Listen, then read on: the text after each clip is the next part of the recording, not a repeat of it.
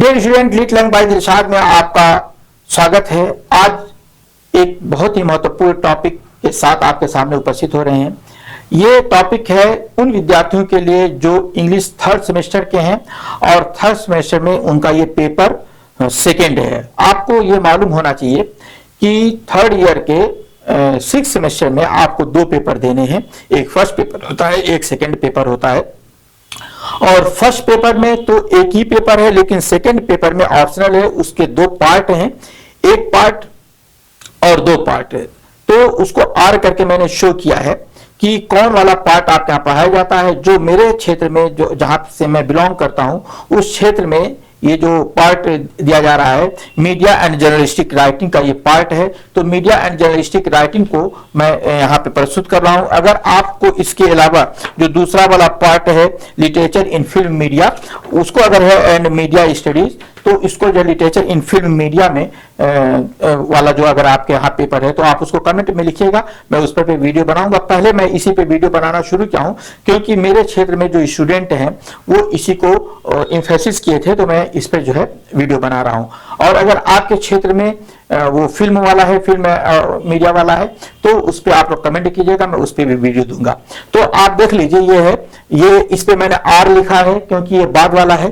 तो इंग्लिश जो है, इंग्लिश है, ईयर थर्ड है, सेमेस्टर सिक्स है, पेपर सेकेंड है।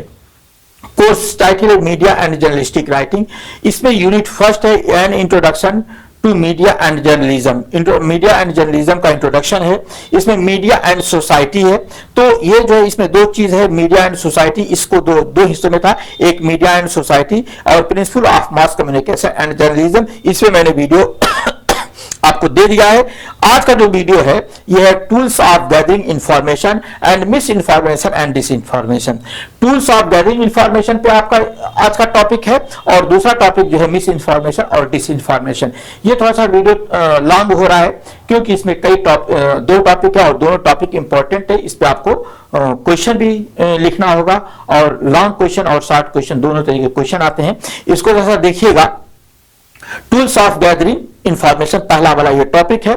Journalist uses a range of tools and technique to gather, verify and disseminate information effectively. देखिए, ये क्या करते हैं कि वो जो लिटरेचर जो होता है वो इसको प्रस्तुत किया जाता है। किस तरीके से प्रस्तुत किया जाता है?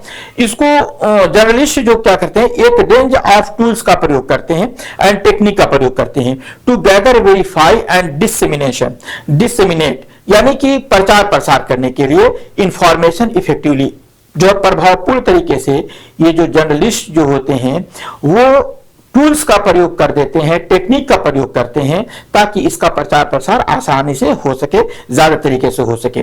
तो सबसे पहले इसमें बात आती है, तो इसके जो सोर्सेस क्या हैं, किस तरीके से इसके प्राइमरी सोर्सेस कौन कौन से हैं। तो इसमें सबसे पहला सोर्स जो आता है वो इंटरव्यू आता है। Journalist of a interview eye witnessed experts and जो है stakeholders to obtain first hand information. देखिए, सबसे पहले जर्नलिस्ट क्या करते हैं कि वो ऑफ एन इंटरव्यू, वो इंटरव्यू लेते हैं। आई विटनेस, चश्मदीद गवाहों से वो बातचीत करते हैं। इंटरव्यू लेना की बातचीत करना, वो बात करते हैं। एक्सपर्ट्स, जो एक्सपर्ट्स होते हैं, एंड स्टेक होल्ड, और उसको जो है जोखिम उठाते हैं, ये जोखिम उठाने वाले होते हैं, to obtain first hand information. जब वो बहुत बार ऐसा होता है कि आप लोग देखते होंगे कि जंग में, कहीं जंग हो रही है, कहीं युद्ध हो रहा है, तो उस युद्ध के मैदान में ये लोग चले जाते हैं और वहां कभी आर्मी से बात करते हैं। तो ये क्या करते हैं, स्टेक होल्ड करते हैं। ये स्टेक होल्डर्स होते हैं, जोखिम उठाने वाले लोग होते हैं। किस लिए? ताकि उनको बिल्कुल रियल इंफॉर्मेशन मिल सके और रियल इंफॉर्मेशन ला करके आपको प्रस्तुत कर सके। तो ये इंटरव्यू होता है। तो इंटरव्यू में इतनी चीजें आती हैं। ऑफिशियल डॉक्यूमेंट्स इसमें आता है एंड रिपोर्ट्स आता है। Government publication, legal documents and official statements are crucial for the verifying facts. देखिए क्या कह रहा है कि ऑफिशियल डॉक्यूमेंट्स होते हैं और जो है गवर्नमेंट पब्लिकेशंस होते हैं, लीगल डॉक्यूमेंट्स होते हैं, जो लीगल कानूनी जो डॉक्यूमेंट्स होते हैं, एंड ऑफिशियल स्टेटमेंट्स जो होता है आर द क्रूशियल, ये महत्वपूर्ण होते हैं फॉर वेरीफाइंग फैक्ट्स, सच्चाई को वेरीफाई करने के लिए ये बहुत महत्वपूर्ण होते हैं। कौन कौन से गवर्नमेंट पब्लिकेशंस हैं, लीगल डॉक्यूमेंट्स हैं, ऑफिशियल स्टेटमेंट्स हैं, ये महत्वपूर्ण होते हैं वेरीफाई करने के लिए, वास्तविकता को जानने के लिए ये सारी चीजें होती हैं। इसमें नेक्स्ट टॉपिक आता है डायरेक्ट ऑब्जर्वेशन। वो डायरेक्ट ऑब्जर्वेट करते हैं, डायरेक्ट उसको देखते हैं। Being present at the scene allows journalist to report accurately. क्या कहते हैं? बीइंग प्रेजेंट, प्रस्तुत करते हैं। At the scene allows journalist, allow करते हैं जर्नलिस्ट को टू रिपोर्ट एक्यूरेटली। वहां पे डायरेक्ट जाकर के वो उनको अलाउ करते हैं कि जाकर के वहां से एक एक्यूरेट अर्थात वास्तविक रिपोर्ट वहां से लेकर के हमको दीजिए, और वो ला करके फिर प्रस्तुत किया जाता है, जर्नलिस्ट को दिया जाता है। इसका मैंने इससे पहले वाले वीडियो में मैंने इसको डिटेल में बताया है कि कौन कौन सी चीज क्या होती है। इसको इंपॉर्टेंट तरीके से देख लीजिएगा कि क्या होता है, जर्नलिस्ट कौन होता है और मीडिया क्या होता है, ये सारी चीजें मैंने उसमें बताई है इसके पहले वाली वीडियो में। सेकेंडरी सोर्स होता है रिसर्च एंड डिबेट्स। इसमें इंपॉर्टेंट सबसे चीज होता है, सेकेंडरी सोर्स होता है रिसर्च एंड डिबेट। इसमें रिसर्च क्या होता है? Journalist relay on the academic, journalist relay on academic studies. वो क्या रिले करते हैं, शो करते हैं, दिखाते हैं किसको? एकेडमिक स्टडीज को, बुक्स को एंड ऑनलाइन डाटाबेस को to provide context and background. वो क्या करते हैं कि रिसर्च उसको करते हैं, जर्नलिस्ट क्या करते हैं? शो करते हैं एकेडमिक स्टडीज को, किताबों को, और जो है ऑनलाइन डाटाबेस जो होते हैं उनको भी ला करके दिखाया जाता है to provide context and background. उसका बैकग्राउंड दिखाने के लिए, उसके जो भाव को दिखाने के लिए, भावार्थ को बताने के लिए इन सारी चीजों का प्रयोग करते हैं कौन? जर्नलिस्ट। अदर मीडिया आउटलेट्स जो होते हैं, अदर मीडिया जो आउटलेट्स हैं अर्थात जो आउटलेट्स उसको कहते हैं विचार को या जो है अभिव्यक्ति को सदुपयोग करने को आउटलेट कहा गया है यहाँ पे, या उसके रास्ते को अपनाने को आउटलेट कहा गया है। अदर मीडिया आउटलेट्स किस तरीके से वो उसको जो है इंपॉर्टेंट चीजों को वो प्रयोग करते हैं ताकि वो सही तरीके से आप तक सूचना पहुंचा सकें। इसमें आता है news agencies and reports from the other media outlets can serve as starting points. वो क्या करते हैं? न्यूज एजेंसीज जो होती हैं and reports from other media, वो दूसरे मीडिया से भी वो रिपोर्ट्स लेते हैं, आउटलेट्स लेते हैं, उसका can serve as starting point. Starting point के लिए वो दूसरे मीडिया से कुछ बातों को ले लेते हैं, दूसरी चीजों से वो ले लेते हैं और उसको ला करके प्रस्तुत कर देते हैं। आउटलेट्स को ले लेते हैं, उसके खाका को ले लेते हैं, उसके सिस्टम को ले लेते हैं स्टार्टिंग पॉइंट से। दो, वेरिफिकेशन इज एसेंशियल। हालांकि जैसे कुछ बात ये कई बार ऐसा होता है कि आप सुने होंगे कि BBC लंदन के हवाले से या किसी और के हवाले से, तो वो वहां से इंफॉर्मेशन को लेते हैं और उसकी इंफॉर्मेशन का आउटलेट यहां पहले प्रस्तुत कर देते हैं, फिर उसके बाद उस पर अपना जो है अपनी कमेंट्री, अपना स्टेटमेंट, अपनी टिप्पणी देते हैं। लेकिन एक बात ये होती है कि उसको प्रस्तुत करने से पहले उसका वेरिफिकेशन बहुत जरूरी होता है, पहले उसका वेरिफिकेशन करते हैं। Verification is essential. Technological tools होते हैं जैसे सोशल मीडिया है, मॉनिटरिंग, जो सोशल मीडिया मॉनिटरिंग है, platforms like the Twitter and the Facebook offers insight into the trends and the breaking news. ये क्या करते हैं कि ये प्लेटफॉर्म्स हैं जो जैसे ट्विटर है, फेसबुक है, ये जो है insights into the trends and breaking news, ये ब्रेकिंग न्यूज को बताने में और अंतर्देशीय इंसाइट जो इंटरनल जो थॉट्स होते हैं उसको प्रस्तुत करने में इन लोगों का सहयोग लिया जाता है। नेक्स्ट इसमें आता है डाटा जर्नलिज्म। डाटा जर्नलिज्म क्या होता है? Data journalist use software and analytics tools.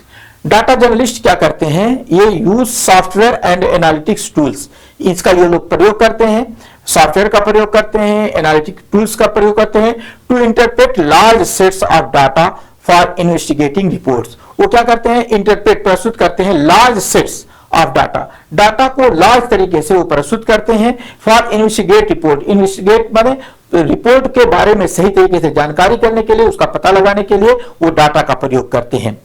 आगे आता है फैक्ट चेकिंग टूल्स। कुछ जो है वेबसाइट लाइक पॉलिटी फैक्ट और स्नोप्स है, help in verifying claims and combating miss information. देखिए ये जो 2-3 वेबसाइट्स हैं, मैंने इसमें 2 वेबसाइट का नाम डाला है। जैसे इसमें है पॉलिटी फैक्ट है और स्नोप्स है। ये help verifying claims and combating misinformation को कंबैट करते हैं, अर्थात जो उसको जो है शो करते हैं कि मिस इंफॉर्मेशन है। तो इन सारी चीजों को आप लोग अक्सर देखते होंगे कि फेक न्यूज को कैसे देखा जाता है। तो वो इन वेबसाइट पे जाते हैं और इन वेबसाइट से जा करके उसके फैक्ट को तलाश करते हैं और ला करके आपके सामने रखते हैं और आपको वास्तविक चीजों का ज्ञान प्राप्त हो जाता है कि नहीं, ये इस तरीके से नहीं है, ऐसे। जैसे मैंने आपके इसके पहले वाले वीडियो में बताया था कि ये जो है हमें एजुकेट करते हैं, अर्थात ये हमें बताते हैं कि वास्तविकता क्या है, सही इंफॉर्मेशन देते हैं। तो ये इन लोगों का प्रयोग करके, इन वेबसाइट्स का प्रयोग करके फैक्ट्स को, क्योंकि हर चीज का पता लगाना, हर चीज को जा करके देखना, उसका इंटरव्यू लेना, ये संभव नहीं है। तो ये 2-4 वेबसाइट्स हैं, यहाँ पे मैंने बेसिकली 2 वेबसाइट्स का नाम डाला है। तो यहां से जाकर के वो लोग इसको देखते हैं और देख करके फिर हमारे सामने लाते हैं।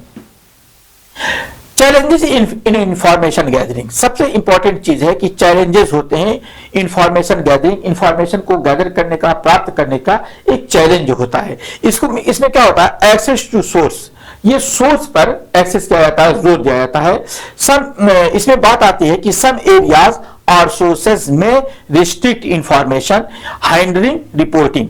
तो हिंडरिंग रिपोर्टिंग तो क्या था कि कुछ एरिया जो होते हैं और सोर्सेज होते हैं में रिस्ट्रिक्टिव, उसको रोका जाता है, अर्थात इंफॉर्मेशन देने के बहुत से क्षेत्र हैं जहां की इंफॉर्मेशन आपको नहीं बताई जाती है या जहां की इंफॉर्मेशन नहीं दी जाती है और उसको जो है उसको रोका जाता है रिपोर्टिंग में, उनको हिंडर्ड कर दिया जाता है, उस पर बाधा डाल दिया जाता है कि नहीं भाई आप इसको रिपोर्ट नहीं कर सकते हैं। तो उस चीजों को भी पब्लिक की तो ये इच्छा रहती है कि हमें इसके बारे में भी जानकारी मिले, तो उसकी भी जानकारी पाने के लिए ये कुछ अलग तरीके के सिस्टम को अडॉप्ट करते हैं। आगे देखा बात आती है वेरिफिकेशन ऑफ द इंफॉर्मेशन। अगर कोई इंफॉर्मेशन उनको मिलती है तो उसका वेरिफिकेशन करना होता है। The speed at which news spreads, जो जिस स्पीड से न्यूज स्प्रेड की जाती है specially online, often complicates the verification process, वो बहुत कॉम्प्लिकेट होता है वेरिफिकेशन प्रोसेस, जो बहुत तेज जो न्यूज दी जाती है तो वो कॉम्प्लिकेट होता है। जैसे देखिए मैं बता दूं आपको कि अभी इधर इंसिडेंट जो है अभी जल्द जो कुछ मेरे सामने 2 घटनाएं आई हैं।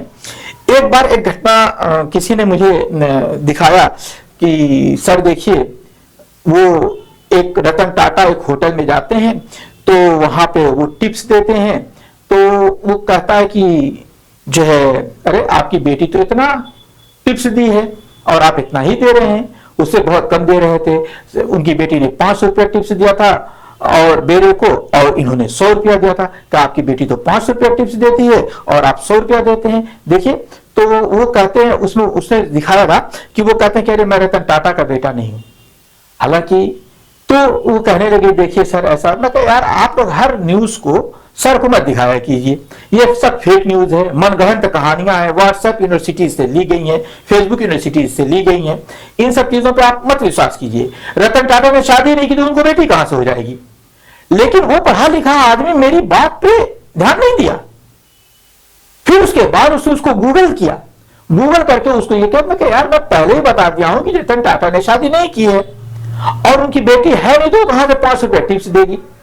इसी तरीके से अभी जल्द की बात है, ये इसी हफ्ते की बात है, 1 हफ्ते के अंदर की बात है, व्हाट्सएप पे एक न्यूज आ गई कि फला क्रिकेटर की पत्नी थी और एक औरत जो थी स्टेशन पे भीख मांगते हुए बेहोश हो गई। फिर उसके बाद वहां के वर्कर्स ने उसको होश में लाया और होश में लाया तो उससे पूछते हैं तो पता लगता है कि फला क्रिकेटर की पत्नी थी और ये कभी पायलट थी, हवाई जहाज चलाती थी और ये इसे भीख मांगना पड़ा। तो मैंने उस पर लिखा यार क्या दिमाग खराब है आप लोगों का?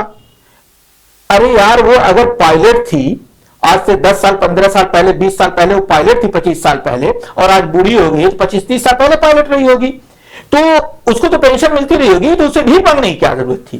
तो इस तरीके की न्यूज ला करके लोग डाल देते हैं और बाकायदा वीडियो बना के डालते हैं। ये एआई का जमाना है और एआई से वीडियो डाल देते हैं, रियलिटी से कोई उसका वास्ता नहीं होता है। तो मैंने उसमें लिखा कि ये व्हाट्सएप यूनिवर्सिटी से प्राप्त ज्ञान को शेयर मत किया करो। तो ये पढ़े लिखे लोगों का ग्रुप है, इस पे पढ़े लिखे लोगों जैसी बात किया करो।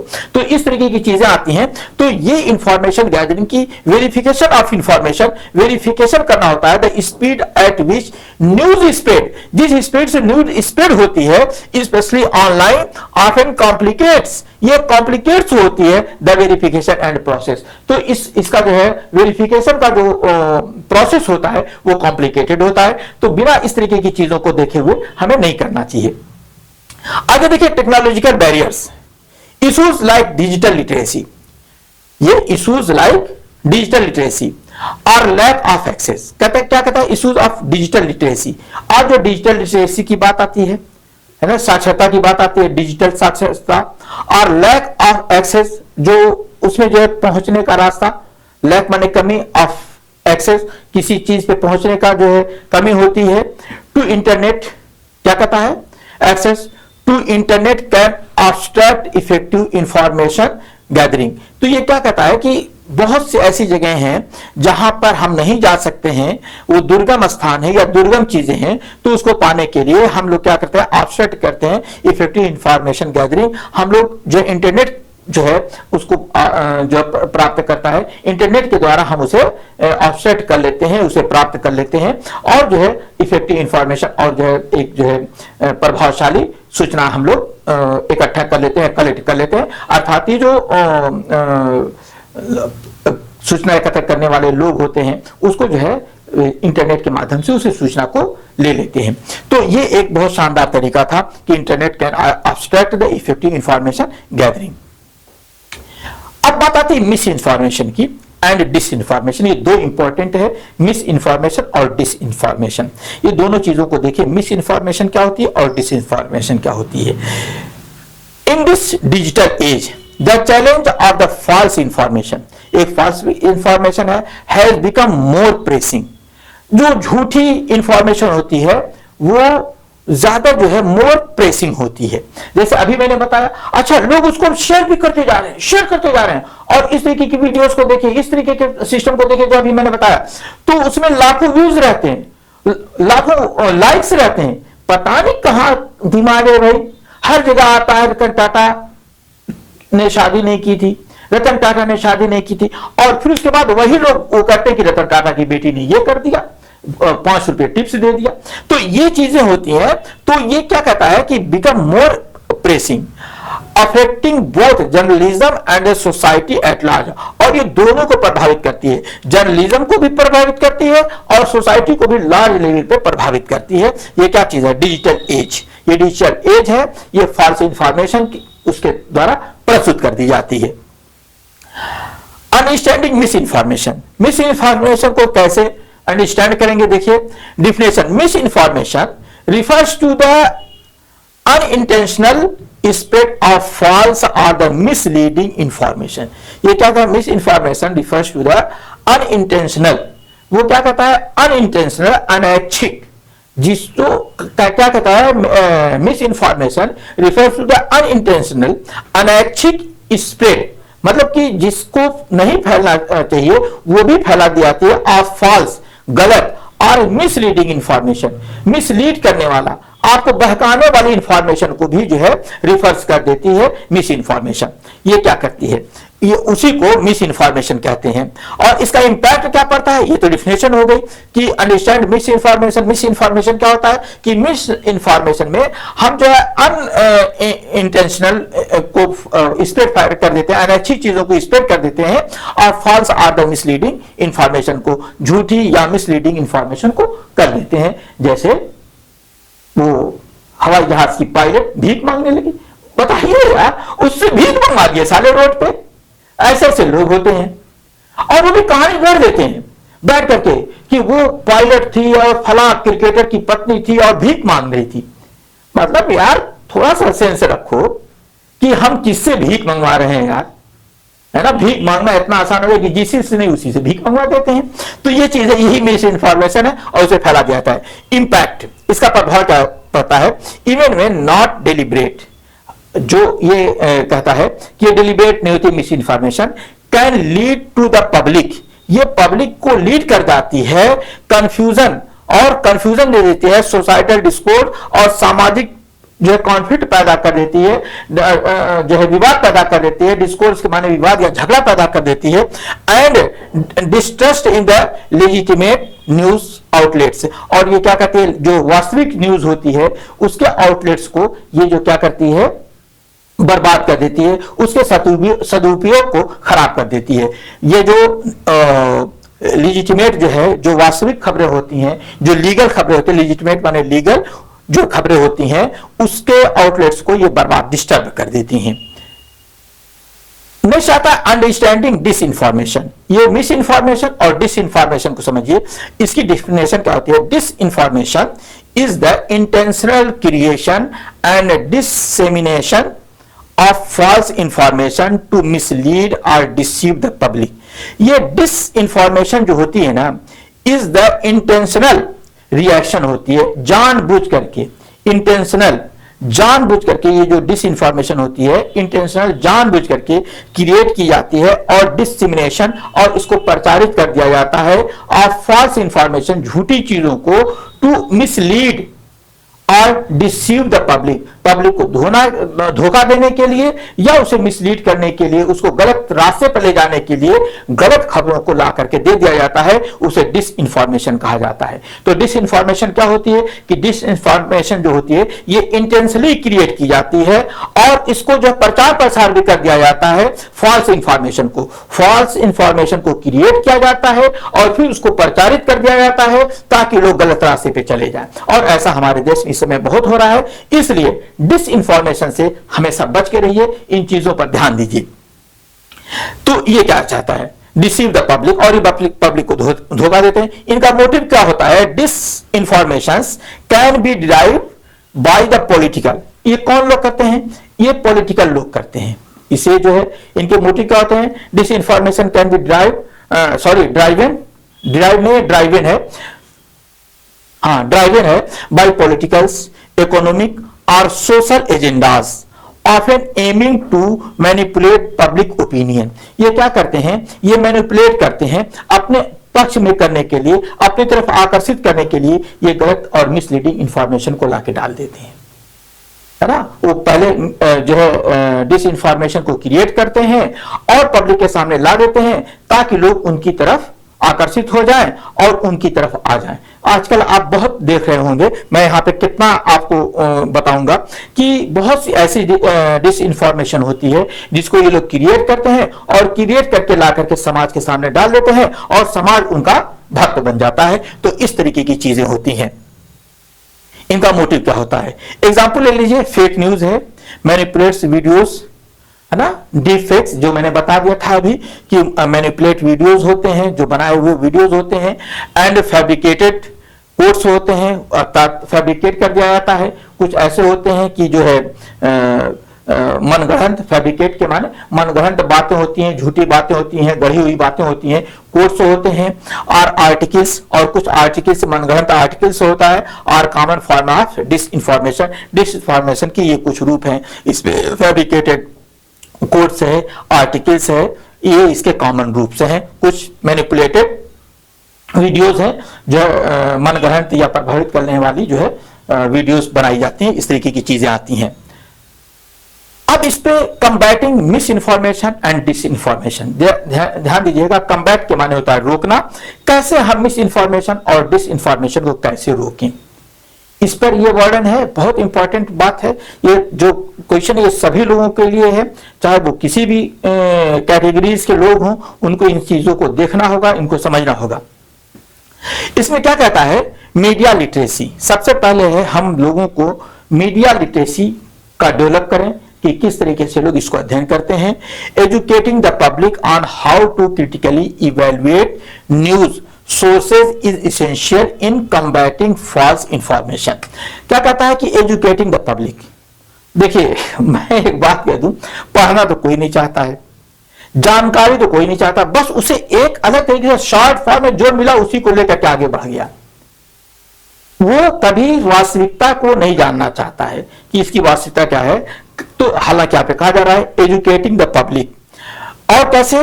On how to critically evaluate, किस तरीके से हम क्रिटिकली इवेल्युएट करें, न्यूज को, सोर्सेस को जो इसेंशियल है इन कॉम्बैटिंग, इसको रोकने के लिए फॉल्स इंफॉर्मेशन को रोकने के लिए हम किस तरह से प्रयत्न करें, इस पर हमें शिक्षा देना चाहिए, इस पर हमें जो है ध्यान देना चाहिए। आगे देखिए, इसमें आता है फैक्ट चेकिंग सर्विसेज। ये फैक्ट चेकिंग सर्विसेज क्या है? Independent fact checking agencies work to verify claims and expose disinformation. कुछ जो है इंडिपेंडेंट फैक्ट चेकिंग एजेंसीज हैं, वर्क टू वेरीफाई क्लेम्स, जो क्लेम्स को वेरीफाई करते हैं, एंड एक्सपोज डिस इंफॉर्मेशन, और क्या करते हैं? एक्सपोज डिस इंफॉर्मेशन को एक्सपोज कर देते हैं, वो चीजें हैं। तो इसको ध्यान दीजिए कि इस तरीके की चीजों को भी हमें प्रयोग में करना चाहिए, कि फैक्ट चेकिंग सर्विसेज का भी हमें सहयोग लेना चाहिए कि क्या ये सही है कि गलत है। नेक्स्ट है government regulation and tech policies. यहां पे जो है ये है कि गवर्नमेंट का रेगुलेशन होना चाहिए, जिसमें कि जो अगर ये डिस इंफॉर्मेशन या मिस इंफॉर्मेशन कोई देता है तो उसके साथ क्या करना है, इस बात पर ज्यादा रेगुलेशन होना चाहिए। और तकनीकी पॉलिसीज का प्रयोग करना चाहिए कि अगर कोई इंफॉर्मेशन आ रही है तो वो कैसी है, डिस इंफॉर्मेशन है या मिस इंफॉर्मेशन है, उसका जो है तकनीक का प्रयोग करके उसकी जो है हमें पता लगा लेना चाहिए, तब उसको स्प्रेड करना चाहिए। तो देखिए, some governments and tech companies implements policies to reduce the spread of the disinformation through regulation, though this raises concern about the freedom of speech.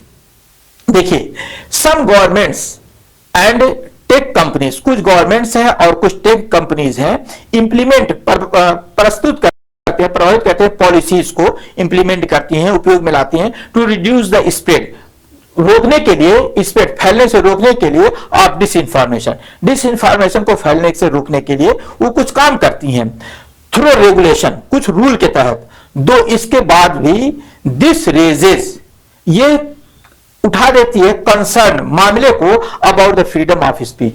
ये जो है फ्रीडम ऑफ स्पीच के मामले को ये उठा देती है कि भाई लोगों पे फ्रीडम ऑफ स्पीच है, बात करने की आजादी है, अपनी बात कहने की आजादी है, तो इस पर इसको ये कर दिया था, भाई बात करने की आजादी है तो आप गलत बात करने की आजादी नहीं है, आप सही बात कीजिए।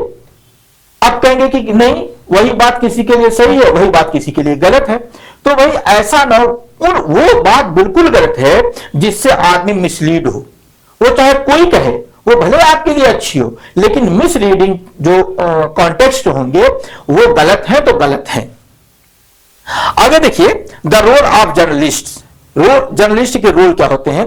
वेरिफिकेशन, सबसे पहला होता है journalist must rigorous fact check information. सबसे पहले जो ये होता है, जो जर्नलिस्ट को चाहिए ना, must rigorously fact check information, उस इंफॉर्मेशन को कड़ाई से चेक करना चाहिए कि कैसे, before publishing to avoid contributing to the problem.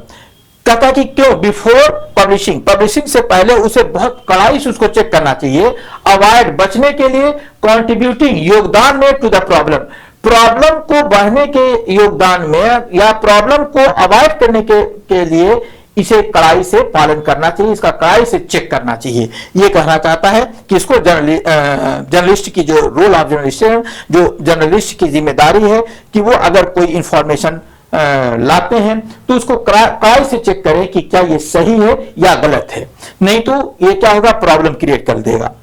Transparency, देखिए ट्रांसपेरेंसी इसमें इंपॉर्टेंट आती है। क्लियर सोर्सिंग इसमें आता है, clear sourcing, ethical reporting and open correction of the errors enhance trustworthiness.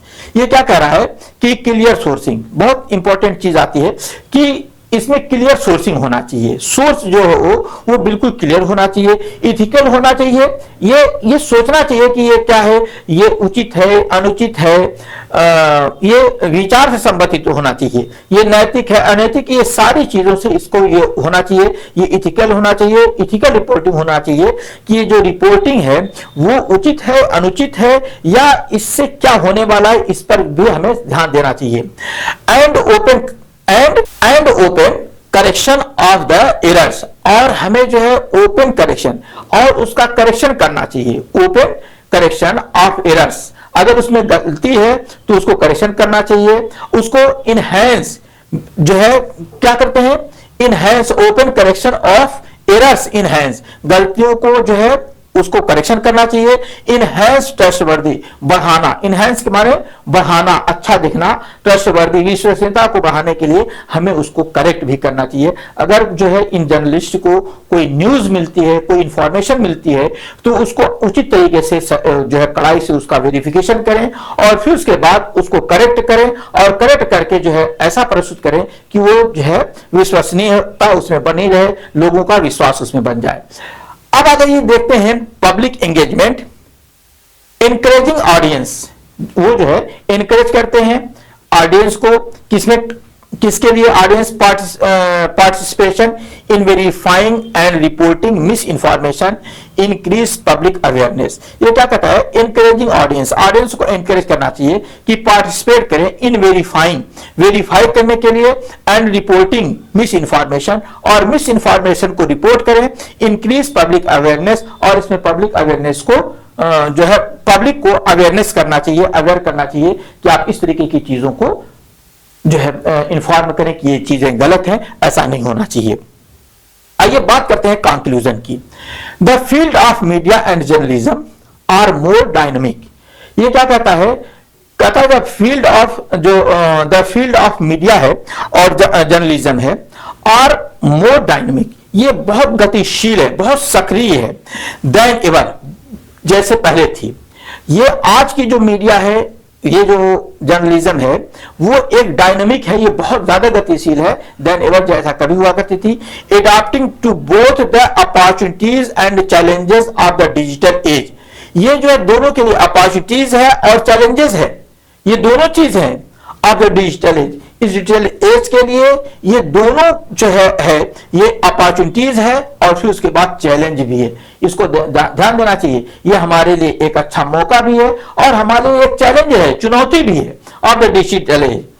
As the media continues to influence society, जैसा कि media प्रभावित करता है सोसाइटी को, एंड इट्स वैल्यूज, और इसके वैल्यू को, the principle of mass communication, mass communication का जो सिद्धांत है, and the role of the journalism, और जो जर्नलिज्म का रोल है, remain vital in maintaining and informed and engaged public. ये क्या कहता है, जर्नलिज्म का रिमेन वाइटल, ये जो वाइटल है, जीवंत है, इन मेंटेनिंग एंड इन्फॉर्म्ड, ये मेंटेन करने में और इन्फॉर्म करने में, एंड एंगेजिंग पब्लिक, पब्लिक को एंगेज करने में, ये इसका एक बहुत महत्वपूर्ण स्थान है। ये क्या करता है, एट द सेम टाइम, और साथ साथ, the threats posed by the miss information and disinformation require a proactive and ethical approach to the ensure the integrity of information shared across all platform। क्या कहता है कि at the same time threats, जो कभी कभी होता है, धमकी मिल जाती है, threats है ना, पोस्ट क्या कहता है कि परेशानी उत्पन्न कर देती है। कभी कभी थ्रेट्स जो है ना, ऐसा भी होता है कि जो कभी कभी धमकियां मिलती हैं और परेशानी उत्पन्न कर देती हैं। किस चीज के लिए, by misinformation and disinformation required proactive, जो है इसको ये कहते हैं कि कुछ लोग जो प्रोएक्टिव करने के लिए, घटनाओं को सक्रियता से लाने के लिए, लोग उसको धमकी दे देते हैं कि नहीं, इसको जैसे चल रहा वैसे चलने दो, उस पर रोक नहीं लगाई जाती है। तो ये चीज इसमें कह रहा है कि by misinformation and disinformation required proactive, इसको जो है घटनाओं की सक्रियता से को स्वयं आरंभ करने वाला इन्हें बना दिया जाता है, प्रोएक्टिव कर दिया जाता है। और कहते हैं एंड इथिकल, उचित और अनुचित विचारों को प्रस्तुत करने वाला, अप्रोच टू इंश्योर, और वो इंश्योर कर देता है किसके लिए के, द इंटेग्रिटी, ईमानदारी को, और किसको, of information shared across all platform, और जो इंटेग्रिटी ऑफ द इंफॉर्मेशन, वो इंटेग्रिटी ऑफ इंफॉर्मेशन जो सत्यनिष्ठा या ईमानदारी और को जो है शेयर कर देती है अक्रॉस ऑल प्लेटफॉर्म। तो ये सारी चीजें इसमें आती हैं, आपको इसको देखना होगा। अब इसकी थोड़ा सा आगे हम हिंदी भी देख लेते हैं।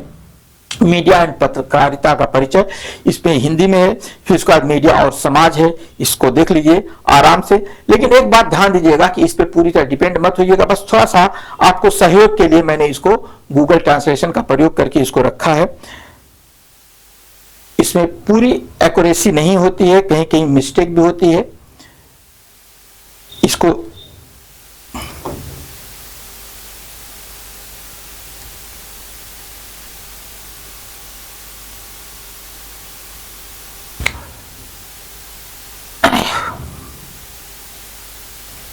आइए, इस क्वेश्चन इंपॉर्टेंट होता है। क्वेश्चन देख लीजिए। सबसे पहले आपको क्वेश्चन का आंसर करना होता है।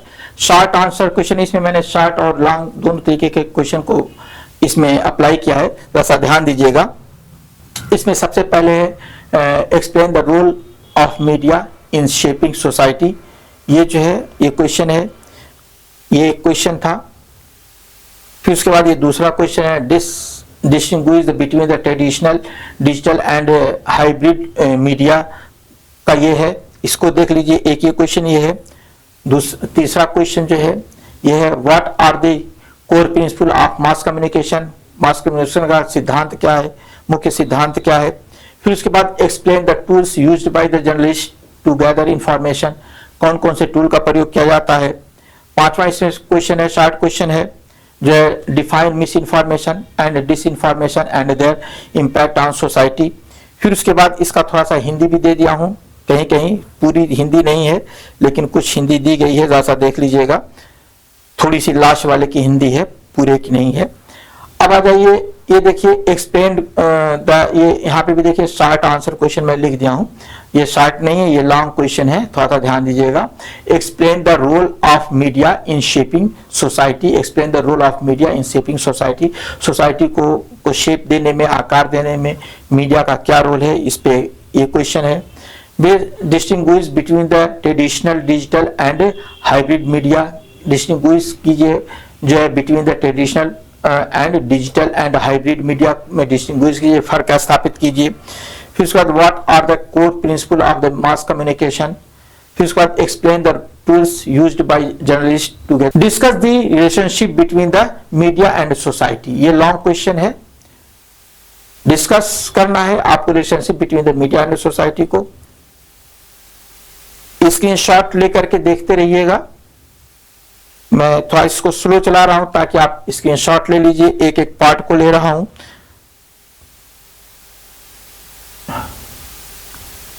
और फिर उसके बाद आपका दूसरा क्वेश्चन आता है लॉन्ग क्वेश्चन में, explain the principle and the function of the journalism in detail.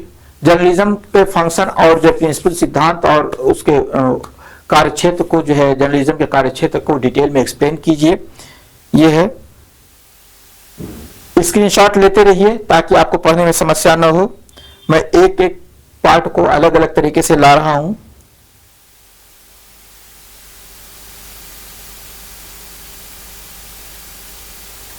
फिर थर्ड क्वेश्चन आ जा रहा है, थर्ड क्वेश्चन देख लीजिए। ये हो गया ना, ये आगे होगा, स्क्रीनशॉट ले लिए हैं, हाँ ठीक। फिर उसके बाद देखिए examine the misinformation and disinformation and the role of journalist in the combating. इसको रोकने में जर्नलिस्ट का क्या रोल है, इस पर बात की गई है। ये ध्यान दीजिएगा, ये है, ध्यान दीजिए इस पे। एक एक करके देखते रहिए ताकि आपको समझ में आता रहे कि क्या मैटर है।